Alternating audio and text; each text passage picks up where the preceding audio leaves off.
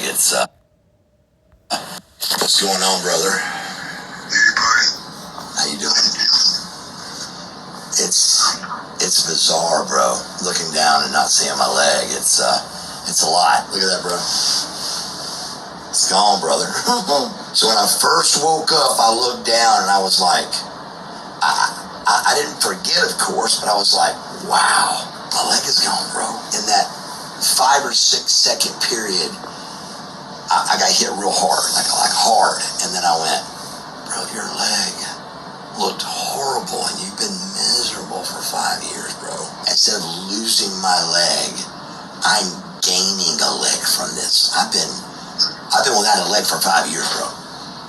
It just was there. A lot of pain, right? A lot of pain. I've been taking 12 Advil a day and 6 Tylenol for the last 3 or 4 months. When I had spinal cord injury, I slowly wasted away. They always showered me in the room there.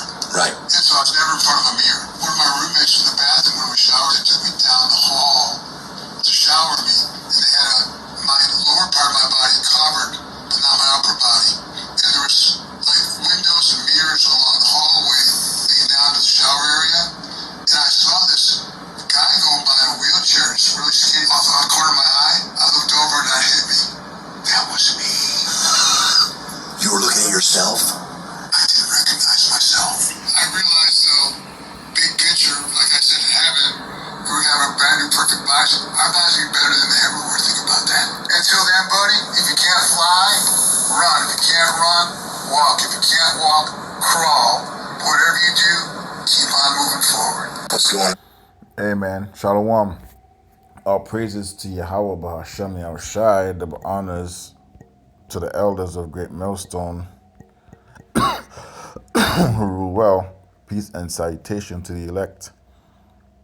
And all the brothers pushing this work in sincerity and truth. This is Brother Thamayim from GMS Toronto coming at you with another video.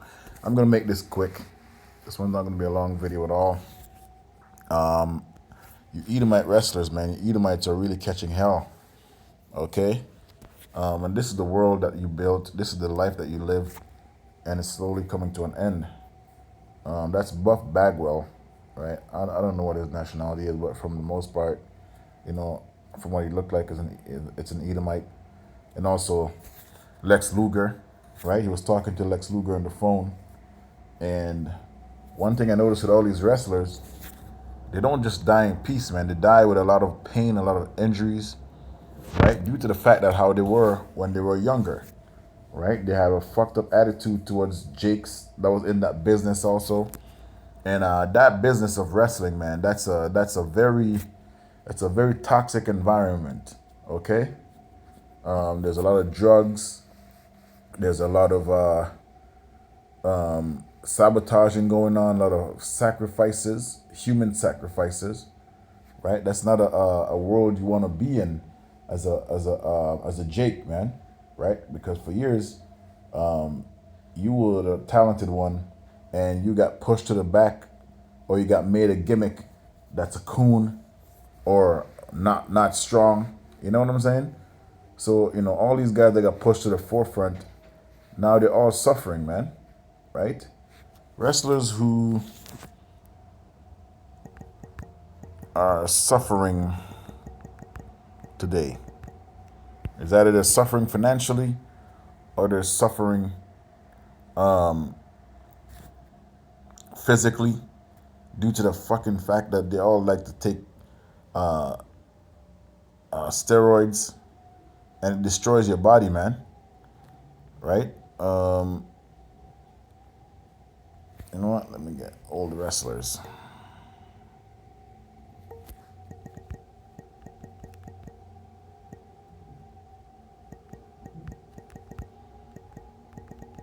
That's Buff Bagwell losing a leg, right? Numerous older wrestlers or retired professional wrestlers suffering from serious health conditions, including neurological issues, heart problems, and these are from the drugs. They're staying up late, traveling from city to city, performing every night, man, right? And Vince McMahon just profited off of everything, him and his son and daughter, man, right?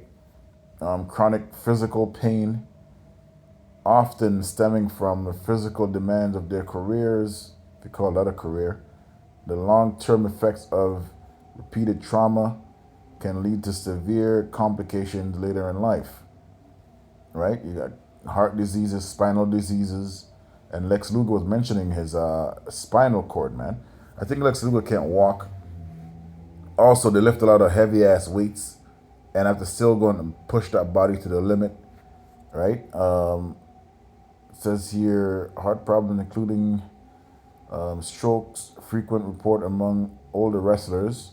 Hall of Fame Jerry the King Lawler has suffered multiple strokes and is currently recovering at home. So, mentioned Jerry the King Lawler. All these guys were a bunch of racist rednecks to Jake too, man.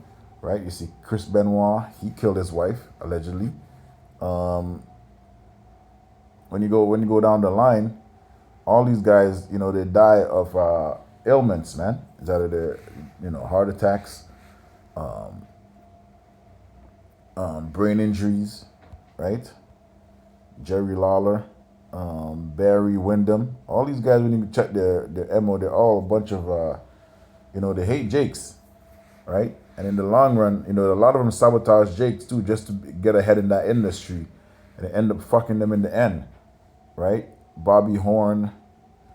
When you go into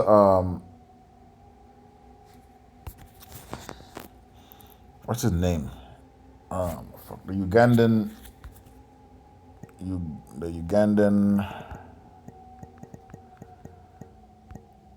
Ugandan giant. This guy, he died he got messed up, man. He got destroyed, right? He lost both legs, right? And he was trying to get some money from Vince McMahon. Vince McMahon is a man as a billionaire. They never sent any money to this guy. He was living homeless.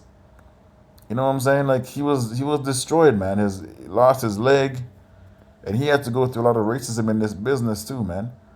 So this is not a sport, that you want to get into. And also the young guys now, they don't look like the older wrestlers. They're not big.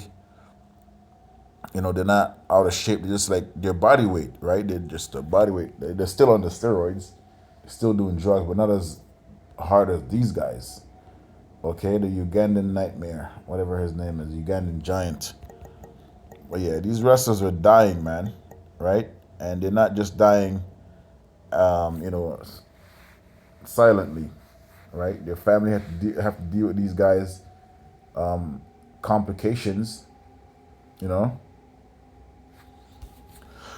But this is just showing that Esau Edom is on his way out, because this entertainment, this was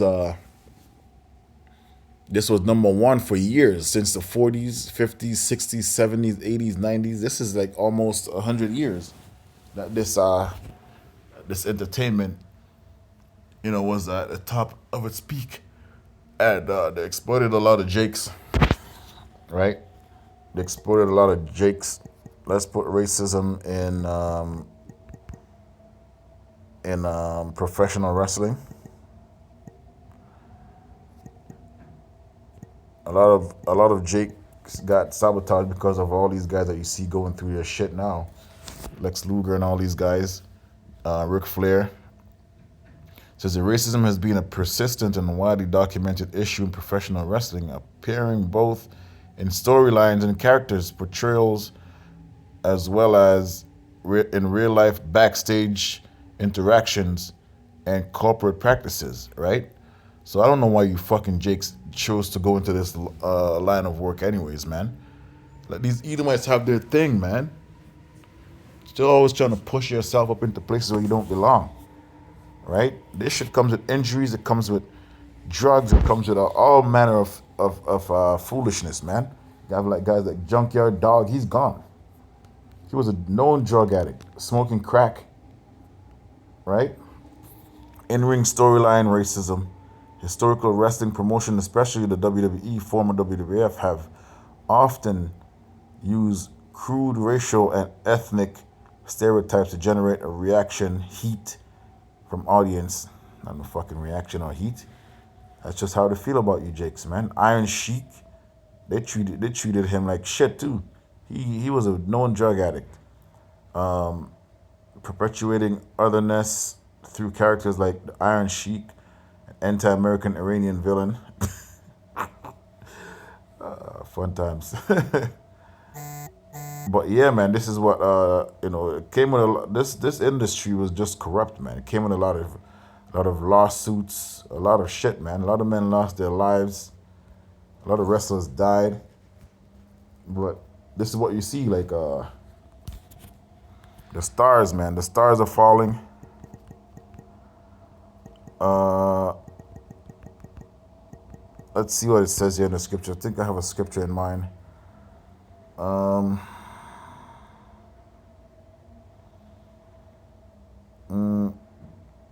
not that one. Scripture that I have in mind. You know what? The Daughters of Music.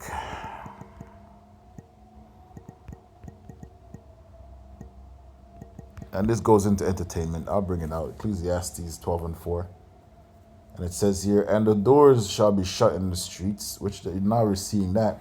Even when it comes to professional wrestling, it has lost its luster, man. No one goes to that shit. No one watches it on TV as they used to. Because the characters are not as popping as they used to. They can't say the things that they used to. Everything is limited. When the sound of the grinding is low, now we're seeing that people don't have the money to go and watch entertainment as they used to. And he shall rise up at the voice of the bird, and the daughters of music shall be brought low. Right? And that goes into every aspect of entertainment: singing, performance, wrestling. Right? Since we're talking about wrestling, all these men are dying, man. Right? When you see these wrestlers, you go, like, let's say there's a meet and greet and signing, you see these guys, man, they're fucked all the way up. Can't walk, they have a walker, like, and people that say, oh, that used to be my childhood hero, but not thinking that these guys are going through hell, man. Right? Vince McMahon profited all the money from these guys and pretty much gave them scraps, and watch their bodies destroyed. He gave them steroids. Macho Man is dead, right? Let's see how many wrestlers are dead. Old wrestlers, and they're not even dying from